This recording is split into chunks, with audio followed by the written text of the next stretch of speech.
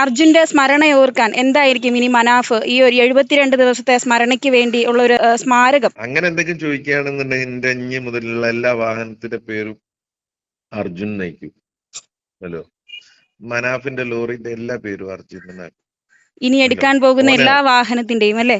അതെ, ഓനൊരു വണ്ടിപ്രാന്തനെയും വണ്ടിനെ ഭയങ്കര ഇഷ്ടേനു. അപ്പൊ ഓന്റെ പേരിടാതെ ആ വണ്ടി ഇനി മുന്നോട്ടേക്ക് എങ്ങനെ പോകാനാ?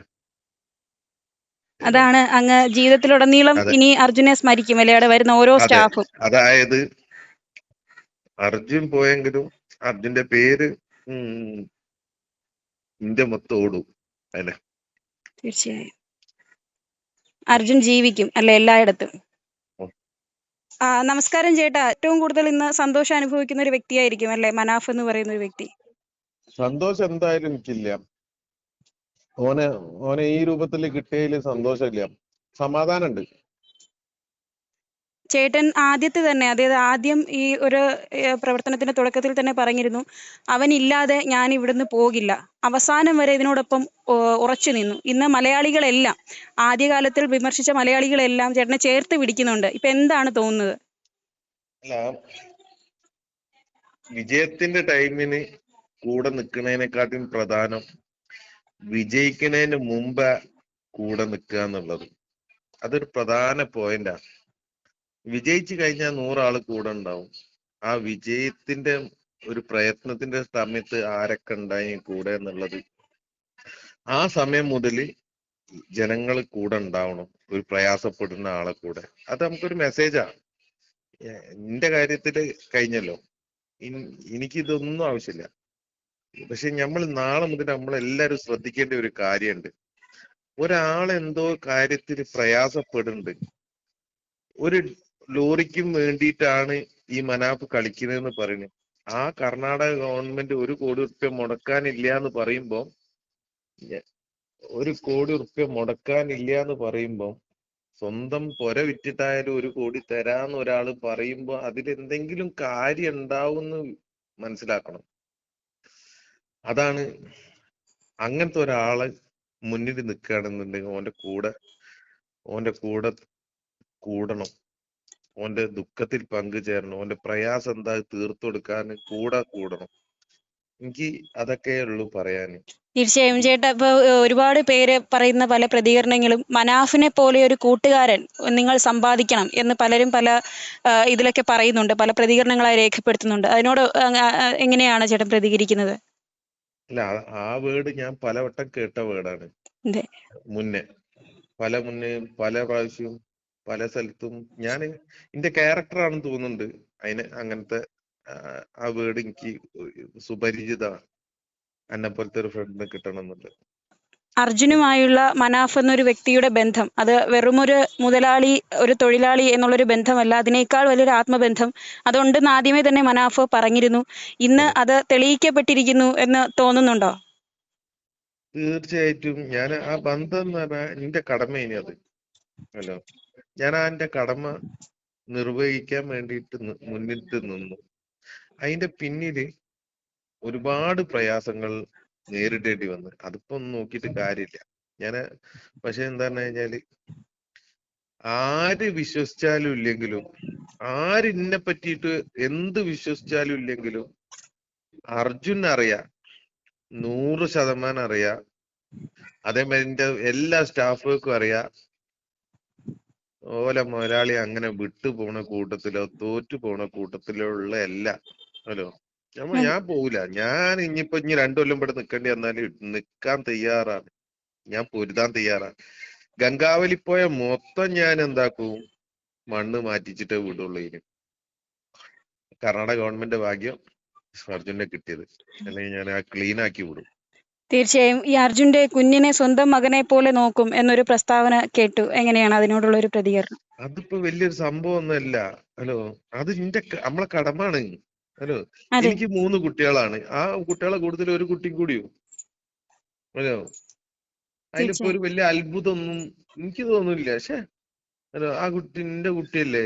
അതൊരു ഉത്തരവാദിത്തമായിട്ടാണ് പിന്നെ ആ ഉത്തരവാദിത്വം ഞാൻ ഒരമ്മനോട് തന്നെ പറഞ്ഞല്ലോ. ഹലോ, അതെ. ആ നമ്മളെ അമ്മക്കും വേണ്ടിട്ട് ഒരു പിടിവലി, തമാശക്ക് ഒരു പിടിവലി ഉണ്ടായിന്, പിടിവലി. ഹലോ, അതെ. ഞാൻ പറഞ്ഞു അമ്മക്ക് ഏറ്റവും കൂടുതൽ ഇഷ്ടം എന്നാ.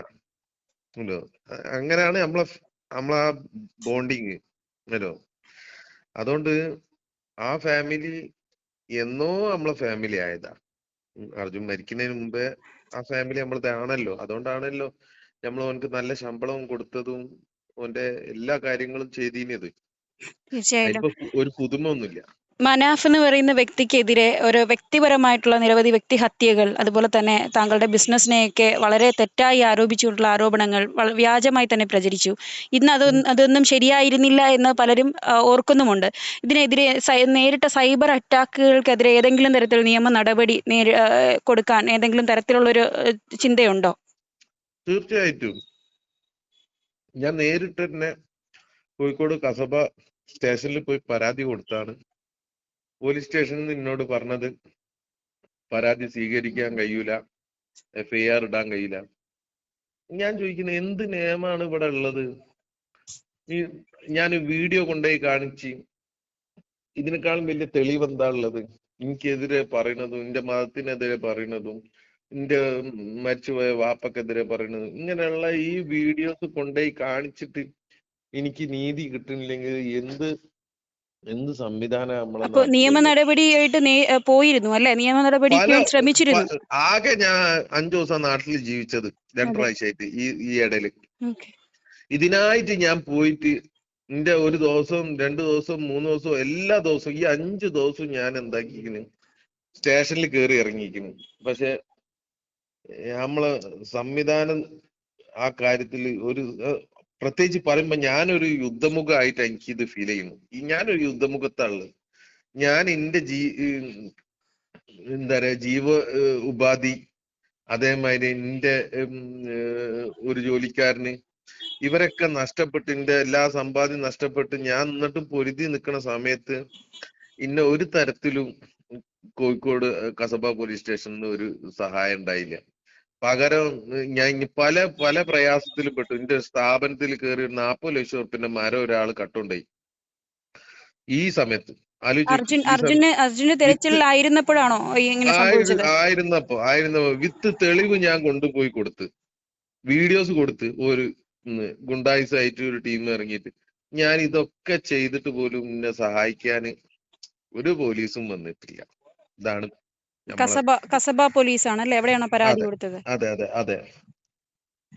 ഇനി എന്താണ് ഇതുമായി ബന്ധപ്പെട്ട അർജുനന്റെ അടിയന്തര ചടങ്ങുകൾ പോലെയുള്ള കാര്യങ്ങളുണ്ട്. അതിനുശേഷം ഏതെങ്കിലും തരത്തിൽ ഒരു സ്മാരകമായി അർജുനെ, കാരണം ഇത്രത്തോളം ജീവിതത്തിൽ എനിക്ക് തോന്നുന്നു മനാഫ് എന്ന വ്യക്തിക്ക് ഒരിക്കലും മറക്കാൻ പറ്റാത്ത കുറച്ച് ദിവസങ്ങളായിരിക്കും ഈ 72 ദിവസങ്ങൾ.